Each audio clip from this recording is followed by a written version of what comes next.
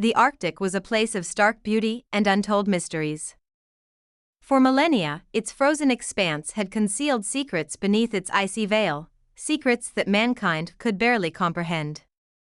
The year was 2064, and humanity had reached a new era of exploration. Advanced technology allowed scientists to delve deeper into the Earth's most inhospitable regions, searching for knowledge hidden beneath ice, rock, and ocean. Dr. Helena Carter, an accomplished glaciologist, led an ambitious expedition to map the ancient history of the Arctic. But what they uncovered would change the course of human history forever. The research station, perched on the edge of a receding glacier, was alive with activity.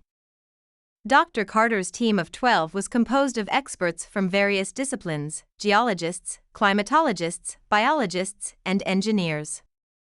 Their mission was clear: to study the glacier's retreat and uncover any ancient ecosystems or geological anomalies that could provide insights into Earth's past. After weeks of monotonous drilling, drones surveying the glacier's depths detected something extraordinary. A sonar scan revealed a cavern buried nearly a kilometer beneath the ice. The cavern's smooth, spherical structure was unlike anything the team had ever seen. Speculations ran wild: could it be an ancient volcanic chamber? A natural crystalline formation? Or something else entirely? Intrigued and slightly unnerved, Dr. Carter decided to investigate further. The team deployed thermal drills, melting their way toward the anomaly. As the drills bored deeper, they encountered a substance embedded within the ice: metallic fragments that defied analysis. They weren't naturally occurring. After 3 days of meticulous work, the drill broke through into the cavern. The team prepared for descent, equipping themselves with environmental suits and light rigs. When they entered the cavern, they were greeted by a breathtaking sight: walls of iridescent ice that refracted their lights into dazzling rainbows. But it wasn't the walls that held their attention, it was the figure at the cavern's center. Encased in a block of perfectly clear ice was a woman. Her form was delicate yet alien. Her skin shimmered with a silvery hue, her hair floating like strands of woven starlight, and her body bore intricate, glowing markings that pulsed faintly even through the ice. Her expression was serene, as though she were simply asleep. "This can't be real," muttered Jacob Hart, the team's engineer. Dr. Carter knelt by the ice, her scientific curiosity overshadowed by awe. "She's alien. There's no doubt about it." The team's biologist, Dr. Akira Tanaka, scanned the figure. "Her biology is unlike anything on Earth, but she's alive barely. Whatever is keeping her in stasis is failing." The team made the controversial decision to bring the figure to the surface, fearing that leaving her in the cavern would doom her. They carefully extracted the ice block and transported it to the research station, placing it in a controlled environment. Using advanced thawing techniques, they began melting the ice. Hours passed as the ice turned to vapor. The moment her body was fully exposed, the temperature in the room plummeted. Frost spread across the walls, and the equipment malfunctioned. Then, with a sudden, deafening crack, her eyes opened. They were a deep violet, swirling with galaxies, and they fixed on Dr. Carter. The alien woman sat up, her movements fluid but deliberate. A shimmering, ethereal aura surrounded her. The team stood frozen in a mix of fear and wonder. "You have awakened me," she said, her voice resonant and melodic, speaking English as though she'd known it her whole life. "I am Lyra Then of the Arendari." Over the following days, Lyra then shared her story with the team. The Arendari were an advanced species that had explored the galaxy for millennia. 5 centuries ago, Lyra then had been part of a mission to study Earth, intrigued by its diversity of life.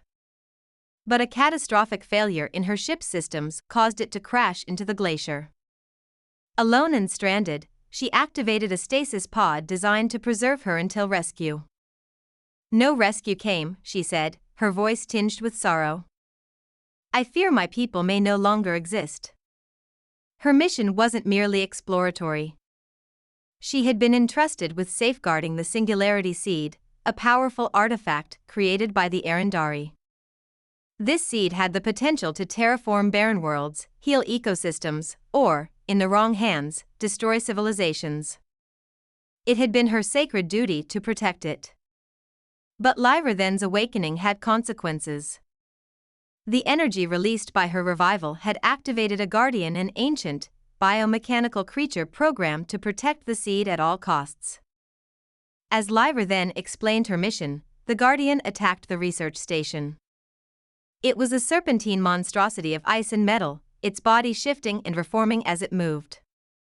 The team fought desperately, using makeshift weapons and their limited knowledge of alien technology. Lyra then joined the fight, her body glowing with energy as she wielded powers beyond human comprehension. Her connection to the seed allowed her to manipulate matter, creating barriers and energy blasts to protect the humans.